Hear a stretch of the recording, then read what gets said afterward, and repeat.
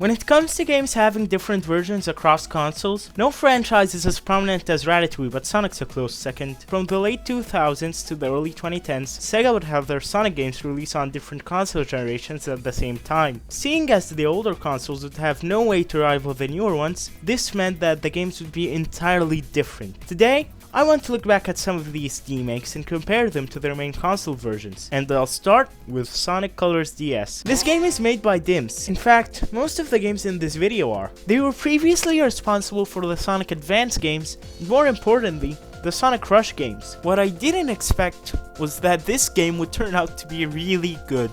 No lie, after playing this game for this video, this has become my preferred way of playing Sonic Colors. So you know how Sonic Colors has 6 acts per world? This actually wasn't how the game was meant to be. It was originally going to follow the conventional 2 acts in the boss layout, but was later changed to split the existing acts and make the optional ones mandatory, leading to a lot of what feel like filler stages and giving Sonic Colors this notion of being a mostly 2D game.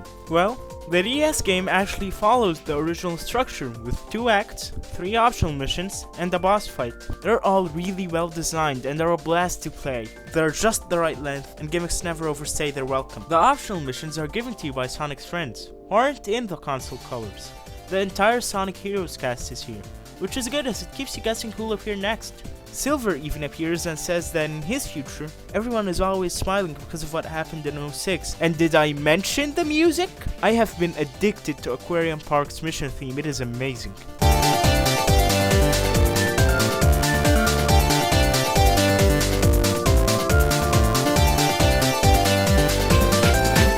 So yeah, this is the superior Sonic Colors, no doubt about it.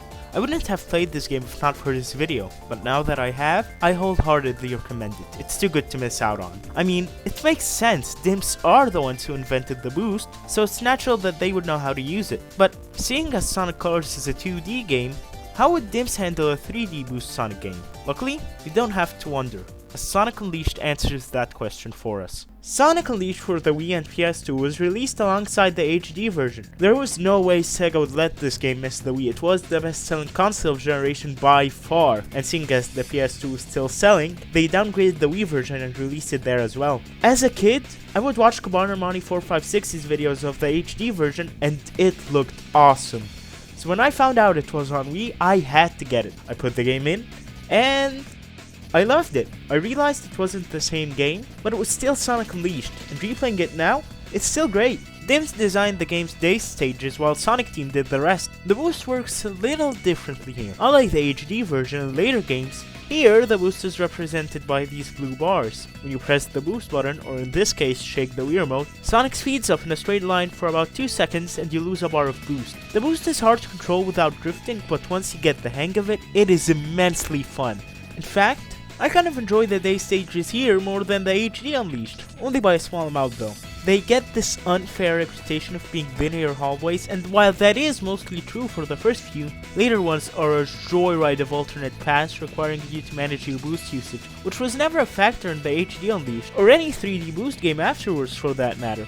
Medal collecting is also streamlined in this one, with them being given to you as rewards based off the ranks you get, and they're no longer mandatory, only unlocking these really cool puzzle rooms for extra goods. Unfortunately though, if there's one thing this game doesn't fix, it's the ratio of day to night levels. Once you beat the main day stage in a continent, you play a few small missions like the ones in Colors DS, but unlike that game, they're actually mandatory here. They make it seem like the amount of day stages is the same as the night ones, but these are just filler. Which is weird because in those puzzle rooms I mentioned before, you can unlock new challenges with brand new level designs and areas you don't see in the main acts, which makes me question why these weren't made as complete day stages with the filler missions replacing them. Anyway, after beating the day stages, you move on to the Werehog. This Werehog isn't as flashy and doesn't have nearly as many combos, making him the worst of the two. But what he does have over the HD version is stage length. In the HD version, the Werehog levels last anywhere from 15 to 20 minutes, making them a slog to replay for some modes. However, instead of one long stage, the Werehog gets 3 to 5 smaller stages, with each stage lasting about 5 minutes. While that doesn't change the fact that there's too much Werehog compared to regular Sonic, it does let players take a break in between stages. That's great, because I couldn't have taken a 30-minute stage with his combat. In this version, You punch by shaking the Wii Remote and nunchuck, and yes, it gets really tiring really quickly. It's a lot better if you play using a GameCube controller, but not everyone had that, so they had to deal with this. So, is this the better Unleashed? While the Metacritic score says yes, I find both versions to be about the same quality. You can have fun with both. The next Boost title we have is Sonic Generations. Sega released another version of this game too. This time, it wasn't for the Wii, but for Nintendo's new handheld at the time, the 3DS. Once again, we have Dims taking the helm to make this game, and judging by Color's DS, I'd say we're in good hands. Not good enough. Yeah, unfortunately I don't like this game, which is a shame considering how good the console generations is. Starting off with the positives though, classic Sonic here controls much more like the original games. Doesn't have the overpowered spin dash from the console version, but he's a much more accurate depiction. Another positive is the stage selection, with all stages being different aside from the Plague, with great picks like Emerald Coast and Water Palace. Lastly, modern Sonic controls like Color's DS. That's where the positives end though, as this game has some of the most boring level design I've ever experienced. You see this from the very beginning, with the first 3 classic Sonic stages being ripped straight from Sonic 1, 2, and Knuckles. It's a little better with modern Sonic, especially with this 3D area and Mushroom Hill, but then classic Sonic unlocks the homing attack. It's a real bummer, as from then on, classic Sonic is just modern Sonic without the boost. It was around this time when Dims was working on Sonic 4 Episode 2, so I guess they were just more used to Sonic having a homing attack by this point, but should have been optional like the console version.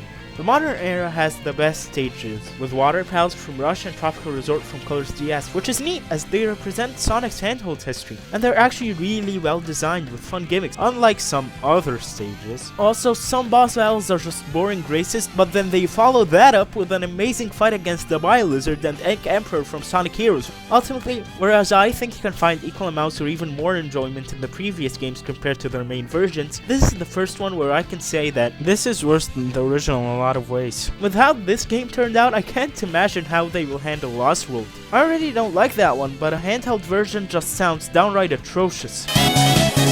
Okay, so hear me out. This is pretty good. This is a fully 3D Sonic platformer on the 3DS. Not only that, but I'd argue that it has better controls than the stiff Wii U version. A complaint that I have about the level design here is that it can be far too gimmicky, even more than the Wii U version, as there is a blatant overuse of wisps within stages and Frozen Factory Snowball stage starting with this much time. But then again, at least we don't have to deal with this travesty or auto-scrolling stages, as well as making far better use of the parkour instead of treating it like an afterthought like the HD version did, to the point that you're allowed to skip it when it shows up during the game's final world. The online discourse surrounding this game can be unfairly harsh, and while I can defend some aspects such as the awful special stages, I can say that if any Sonic game was allowed to be gimmicky, it's this one. While not all of them are fun, such as the aforementioned snowball pushing, you have the 3D rail grinding stage and the rocket riding one. Plus it helps that all stages are memorable, at least to me, having not touched it for years but still recognizing stages from their picture at the bottom screen. And whereas I dread replaying the HD version of this game, I could still derive some enjoyment from this one. What can I say? It's fun. Sonic has this new stun attack replacing the kick and just being way more useful, and I really enjoyed Silent Forest boss as well as most of the other bosses despite the forced motion controls, which is another problem this game suffers from. All in all,